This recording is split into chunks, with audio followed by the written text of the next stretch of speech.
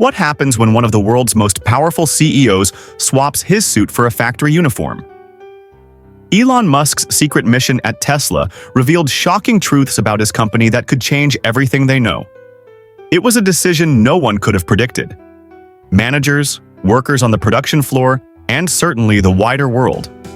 One morning, Elon Musk, the mysterious force behind Tesla, stood in front of the mirror looking at his reflection. His usual demeanor and hoodie had been swapped out for something much more ordinary. The security glasses oddly perched on his nose and the lunchbox in his hand were replaced by the uniform of a Tesla assembly worker. He was doing something he rarely had to do, practicing for a new role. The idea came up late one night during a brainstorming session. Reports from the factory floor were full of complaints about long working hours, unexplained delays, and frustrations that an obsessive man like him couldn't ignore. These inefficiencies were eating away at him. Elon's usual solution? A series of meetings and orders from the top down. But he felt inadequate. If he wanted the truth, he had to experience it firsthand. "I need to know what they see, what they feel," he mumbled to himself while putting on his steel toe boots. He could hear his assistants in the other room, discussing logistics, safety risks. The press might get interested. But none of that mattered. This wasn't about image or publicity, it was about understanding. That morning, blending into the crowd turned out to be easier than expected. The Tesla Gigafactory in Sparks, Nevada, was buzzing with activity as hundreds of workers queued up to clock in. As Elon watched the routine unfold, he felt a sense of guilt. The exhaustion evident on some faces, the relaxed camaraderie on others. As they filed into the main floor, no one gave him a second glance. The energy inside was palpable. The cacophony of machines and human labor, the robotic arms spinning with mechanical precision, the conveyor belts humming, and workers moving quickly between stations, every motion choreographed but relentless. Elon was living it all, curious about how many stories, struggles, and victories were hidden behind these walls. His story was simple. Dan, a technician transferred from a smaller facility in the middle of his career, managed to conceal his real identity as he moved towards his assigned station with a bit of coaching and a lot of attention. His heart was pounding, but not out of fear. It was excitement, a first in years. Elon Musk was just another cog in the machine. "Okay," Dan barked to his manager, a sharp-eyed, agile man named Todd. "We don't have time for slow starts. Get over here and shadow Eric. He'll show you the ropes." Eric, in his 30s, was quick and energetic. He gave Elon a quick nod. "The new guy, huh? Hope you're ready. This isn't exactly child's play."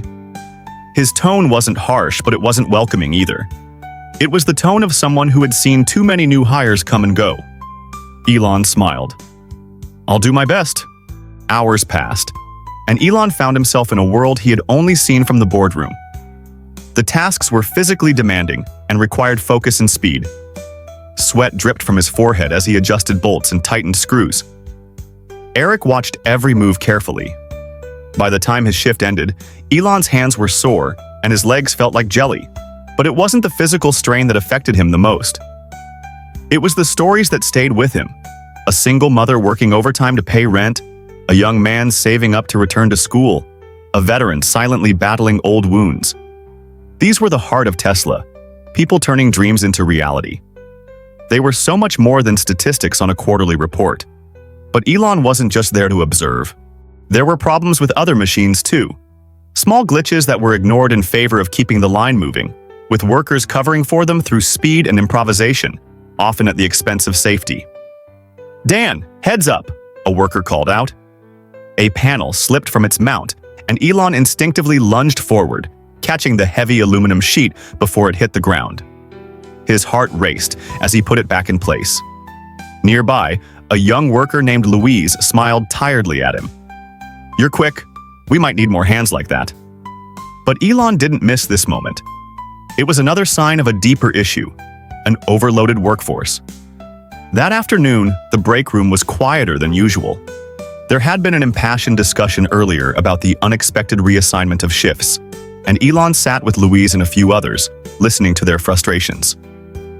"We're constantly told we're part of this huge mission," Louise said, gesturing vaguely to the Tesla logo on the wall. "But it never feels like we're really part of it. Parts are replaceable, another worker chimed in. The worst part is that they never listen. We've been talking about the broken elevator for weeks. Do you think anyone above cares? Elon felt a pang of guilt. These weren't just workers. They were the backbone of Tesla, the ones turning dreams into reality. Later that evening, the situation was made clear. Tasha, a worker, was injured when a piece of equipment got stuck, cutting her forearm with a small metal shard. Managers rushed to help, but the look on Tasha's face wasn't just pain, it was frustration.